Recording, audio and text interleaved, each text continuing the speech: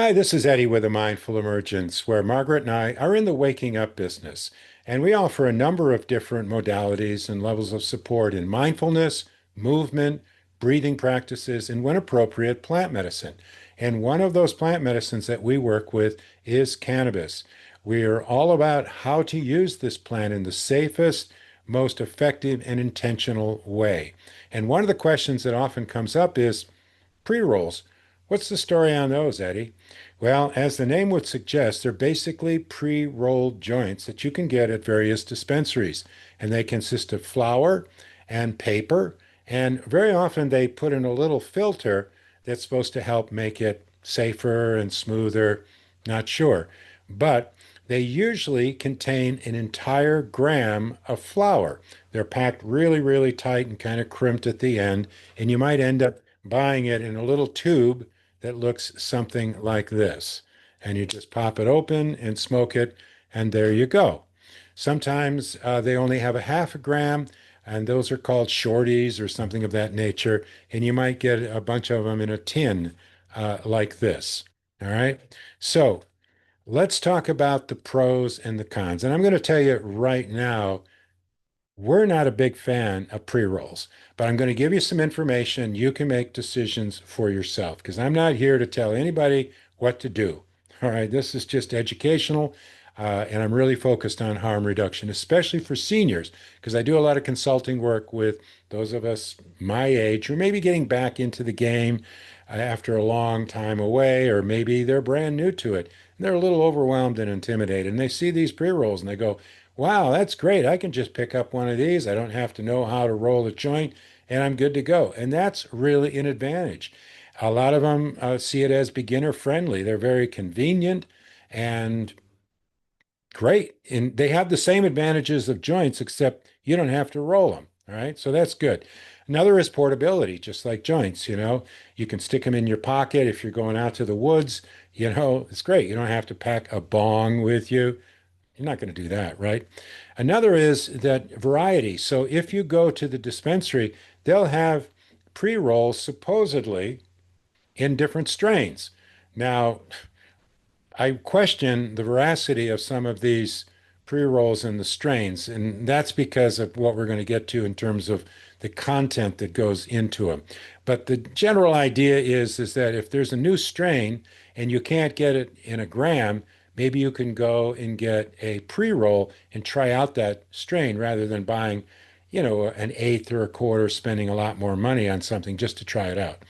Another benefit that probably most of you won't be interested in, some of you might, is that getting pre-rolls sometimes gives you an opportunity to try out concentrates. What are concentrates? Well, in the dispensary, you'll see a whole bunch of them. They got funny names like shatter and shutter and bladder and butter and diamonds, and I can't keep up with it. I've dabbled with it a little bit.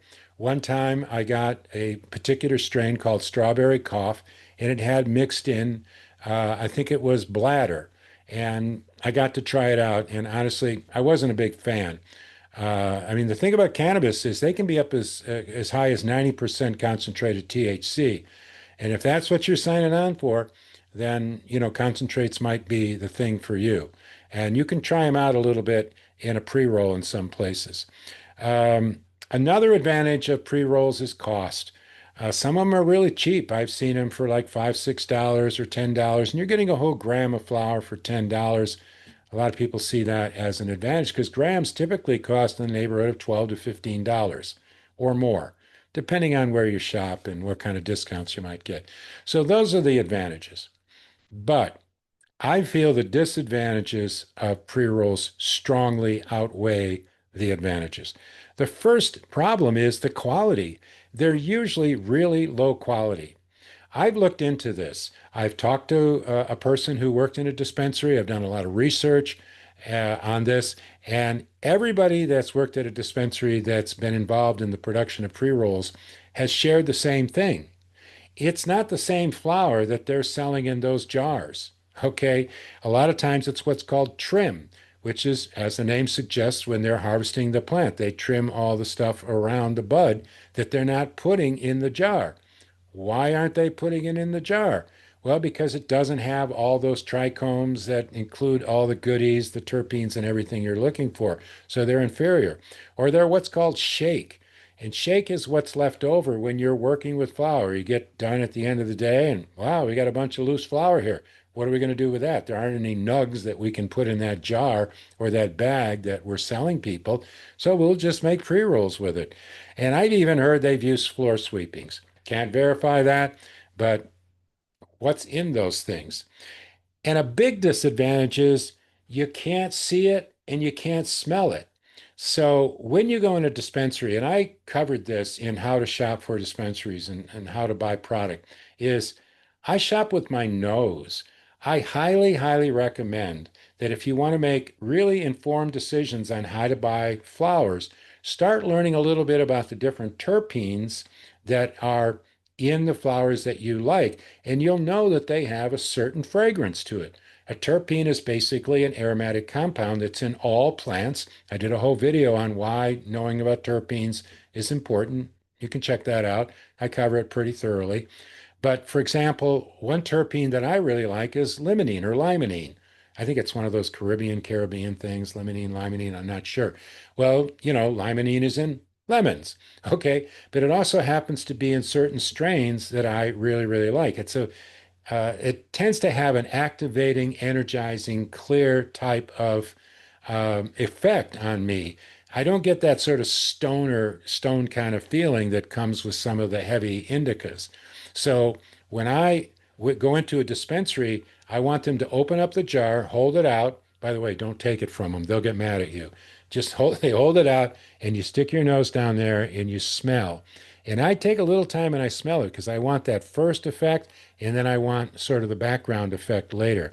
And if it's got limonene in it, or pinene is another one I really recognize, I can really smell it. And I can look at it and I can tell this is really good, fresh bud. You can't do that with a pre-roll, all right? And so you don't know what's in there. And that's not good. And you can't tell if it's fresh. And a lot of times it's old stuff, you know? And here's the other thing. When pre-rolls are made, the flour has to be ground super, super fine. And it's hard to grind flour really fine unless it's dried. A lot of the flour that's in these, I mean, I've gotten it out, it's really dried out. It's not fresh. I don't think the quality is good. And then when you're trying to smoke it, there's something called canoeing. When you start smoking, this could be a joint or a pre-roll or a spliff, any of those kind of things that you're burning that has paper in it.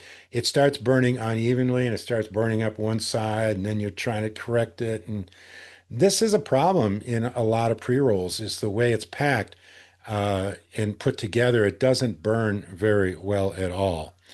Uh, it's not environmentally friendly. I mean, you buy a pre-roll and they give you one of these things, plastic, and then what am I going to do with this? It's probably going to get chucked out. I don't see a recyclable symbol on here. So if you're environmentally concerned and focused, they're not environmentally friendly. Okay. The other thing is it's hard to get certificates of analysis on pre-rolls. Some places have them. They might have them like they got that little jar, that little bag of that one strain, and you can go in and look at the COA. But then you see the pre-roll over there and go, can I see a COA on that? A lot of times they don't have them. What are you getting? Who knows? Not good. Not good in my opinion. And let's see. The other thing about the pre-roll, and this may not be a big deal, if I'm smoking a joint, I want to roll the joint. I want to have that experience, that ceremonial kind of ritual experience of actually rolling it. To me, that's a big part of the joint process. With a pre-roll, you're just grabbing it, smoking it. There's none of that. So anyway, so there's some of my thoughts about pre-rolls. And I'm not saying don't ever do them. In fact, I'm not here to tell anybody to do anything or not do anything. I'm just sharing experience and information. You make your own decision. All right. And I'd love to hear your comments. Drop them in there. If you've had positive experiences with pre-rolls, if I'm missing something, put it in there. I don't know everything. Okay. I welcome the conversation. If somebody's got a different opinion, I want to hear it. I want different perspectives. I want to learn. Okay. Just like you guys do. That's why you're watching this video. So anyway, thanks for watching. Give us a thumbs up if you like the video and check out some of the others. I've been covering a lot of stuff on cannabis lately on this YouTube channel, and you might find something useful.